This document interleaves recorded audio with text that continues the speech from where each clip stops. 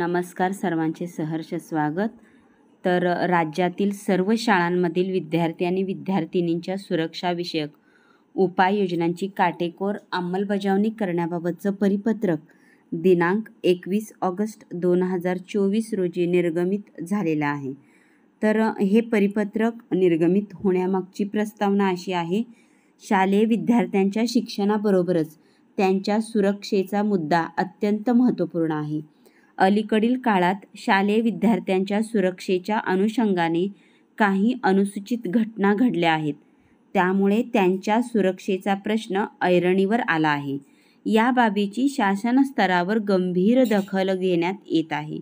वस्तुतः शालेय विद्यार्थ्यांच्या, विशेषतः मुलींच्या सुरक्षिततेसाठी उपाययोजनांसंदर्भात शासन स्तरावरून वेळोवेळी आदेश निर्गमित करण्यात आले आहेत. विद्यार्थ्यांची सुरक्षा सर्वोतोपरी असल्याने या उपाययोजनांची तडजोड करता येणार नाही. अस्तित्वात असलेल्या उपाययोजनांच्या प्रभावी अंमलबजावणीसाठी तसेच काही नवीन उपाययोजना लागू करण्याबाबतचा प्रस्ताव शासनाच्या विचाराधीन होता. मग या शासन अंतर्गत पहिला नियम करण्यात आलेला आहे: शाळा व शालेय परिसरात CCTV कॅमेरे बसविणे. तर पहा, शाळा व परिसरात विद्यार्थी, शिक्षक, शिक्षकेतर कर्मचारी यांची सुरक्षितता सुनिश्चित करण्यासाठी CCTV कॅमेरा हा उत्तम पर्याय आहे. खाजगी व्यवस्थापनाच्या सर्व शाळांकरिता या शासन निर्णयाच्या दिनांकापासून 1 महिना कालावधीत शाळा व परिसरातील मोक्याच्या ठिकाणी पर्याप्त संख्येने CCTV कॅमेरे बसवणे बंधनकारक राहील.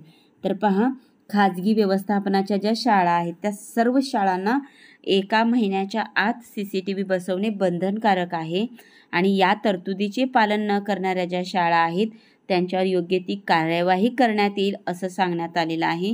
यामध्ये प्रसंग परत्वे, शाळेचे अनुदान रोखणे अथवा शाळेची मान्यता रद्द करणे यासारख्या मार्गाचा अवलंब देखील करण्यात येईल असं या परिपत्रकात नमूद केलेलं आहे. तर पहा, शासकीय स्थानिक स्वराज्य संस्थाच्या ज्या शाळांमध्ये CCTV कॅमेरे बसवण्यात आलेले नाहीत अशा शाळांनी प्राधान्याने कॅमेरे बसवण्याबाबत कार्यवाही करावयाची आहे.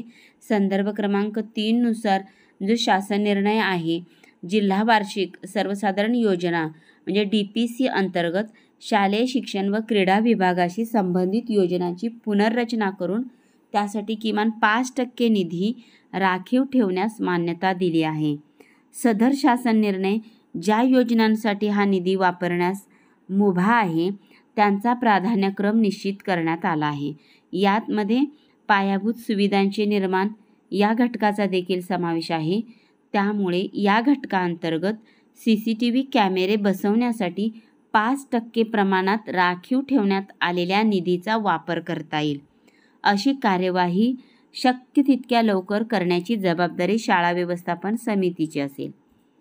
शाळा व शालेय परिसरात केवळ CCTV कॅमेरे बसवणे पुरेसे नाही, तर ठराविक अंतराने त्याचे फुटेज तपासणे देखील आवश्यक आहे.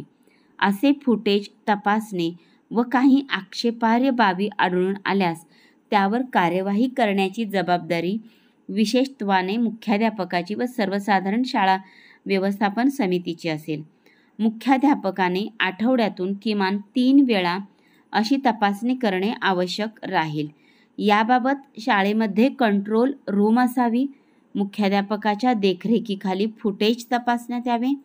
फुटेजमध्ये काही आक्षेपार्ह बाबी आढळून आल्यास याबाबत स्थानिक पोलीस प्रशासनाशी संपर्क साधून योग्य ती कार्यवाही मुख्याध्यापकांनी करावयाची आहे.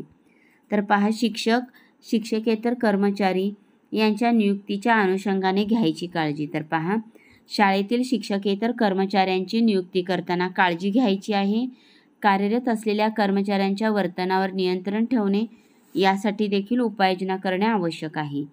नियमित कर्मचाऱ्यांबरोबरच बाह्य स्रोताद्वारे अथवा कंत्राटी पद्धतीने ज्या नेमणुका केल्या जातात, जसे सुरक्षा रक्षक, सफाईगार, मदतनीस, स्कूल बसचे चालक इत्यादी बाबतीत संबंधित व्यक्तीच्या पार्श्वभूमीची काटेकोर तपासणी शाळा व्यवस्थापनामार्फत होणे आवश्यक आहे. यासाठी नेमणुकीपूर्वी चारित्र्य पडताळणी अहवाल स्थानिक पोलीस यंत्रणेमार्फत प्राप्त करून घेणे आवश्यक राहील. नेमणुकीनंतर संबंधित व्यक्तीच्या छायाचित्रासह त्याची सर्व तपशीलवार माहिती स्थानिक पोलीस यंत्रणेकडे देण्यात यावी. शाळांमध्ये बाह्य स्रोताद्वारे अथवा कंत्राटी पद्धतीने शिक्षकेतर कर्मचारी नियुक्त करताना 6 वर्षापर्यंतच्या विद्यार्थ्यासाठी प्राधान्याने महिला कर्मचाऱ्यांची नियुक्ती करावी. पहा, आता दुसरा मुद्दा आहे CCTV कॅमेरे बसवणे. पहिला मुद्दा. दुसरा मुद्दा आहे तक्रार पेटी. शालेय विद्यार्थ्यांच्या सुरक्षिततेबाबत करावयाच्या ठोस उपाययोजनांचा भाग म्हणून राज्यातील सर्व माध्यमांच्या सर्व व्यवस्थापनाच्या शाळेमध्ये तक्रार पेटी बसवण्याबाबत चा नियम या परिपत्रकामध्ये निर्गमित करण्यात आला आहे. शाळा व्यवस्थापन समिती, क्षेत्रीय यंत्रणा यांची जबाबदारी निश्चित करण्यात आली आहे. तक्रार पेटी उघडण्याबाबत तसेच त्यात प्राप्त झालेल्या तक्रारीवर करावयाच्या कार्यवाही संदर्भात सदर पत्रकान्वये सविस्तर सूचना देण्यात आल्या आहेत. तथापि या तक्रार पेटीचा वापर सर्व शाळा प्रभावीपणे करत आहेत किंवा नाही याची तपासणी देखील होणे गरजेचे आहे. सर्व माध्यमांच्या सर्व व्यवस्थापनाच्या शाळांकरता तक्रार पेटी बसवणे अनिवार्य आहे. शाळेच्या मुख्याध्यापकास व्यक्तिशः जबाबदार धरण्यात येईल. यात कसूर झाल्याचे आढळल्यास मुख्याध्यापकावर शिस्तभंगाची कार्यवाही करण्यात येईल. त्याच पद्धतीने तिसरा मुद्दा आहे सखी सावित्री समितीबाबतच्या तरतुदींचे अनुपालन. तर सखी सावित्री समिती कशा पद्धतीने तयार करायची, त्याची रचना, समितीतील सदस्य यावर स्वतंत्र व्हिडिओ देण्यात आलेला आहे. तो अभ्यासा म्हणजे तुम्हाला जास्त माहिती यामध्ये मिळून जाईल. ओके. तर प्रत्येक शाळा स्तर, केंद्र स्तर, तालुका स्तरावर सखी सावित्री समिती स्थापन करायची आहे. त्यानंतर आहे विद्यार्थी सुरक्षा समितीचे प्रस्तावित गठन. तर पहा, शालेय विद्यार्थ्यांच्या सुरक्षिततेबाबत विशेषतः लैंगिक छळाबाबतचे अनुचित प्रकार अधूनमधून घडताना आढळून येतात. समाजाचा अशा घटनांकडे पाहण्याचा दृष्टिकोन संवेदनशील स्वरूपाचा असतो व अशा घटनांचे विपरीत परिणाम विद्यार्थी, त्यांचे कुटुंबीय व संपूर्ण समाजावर देखील होत असतो. अशा अनुचित प्रकारांचे समूळ उच्चाटन होणे आवश्यक आहे. ज्या प्रकारे कामाच्या ठिकाणी महिलांच्या होणाऱ्या लैंगिक छळाबाबतच्या तक्रारीच्या अनुषंगाने ॲक्ट 2023 या कायद्यातील तरतुदींच्या अंमलबजावणीसाठी उपाययोजना करण्यात आलेल्या आहेत. त्याचप्रकारे शालेय विद्यार्थ्यांच्या प्रकरणी अशा उपाययोजना होणे आवश्यक आहे. यासाठी शाळा स्तरावर विद्यार्थी सुरक्षा समितीचे गठन शिक्षणाधिकारी यांच्या स्तरावरून 1 आठवड्यात करावे. अशी समिती वेळोवेळी विद्यार्थ्यांशी चर्चा करून त्यांच्या समस्या समजून घेईल. तर पहा, शाळा स्तरावर तुम्हाला विद्यार्थी सुरक्षा समितीचे गठन करायचं आहे. ओके. राज्यस्तरीय सुरक्षा समिती आढावा समिती. उपरोक्त उल्लेख केल्याप्रमाणे करण्यात आलेल्या उपाययोजनांचा राज्यस्तरावर आढावा घेण्यासाठी राज्यस्तरीय सुरक्षा समिती गठीत करण्यास मान्यता प्रदान करण्यात आलेली आहे. त्या राज्यस्तरीय विद्यार्थी समितीमधील अधिकारी आणि समितीतील पदनाम या ठिकाणी देण्यात आलेले आहेत.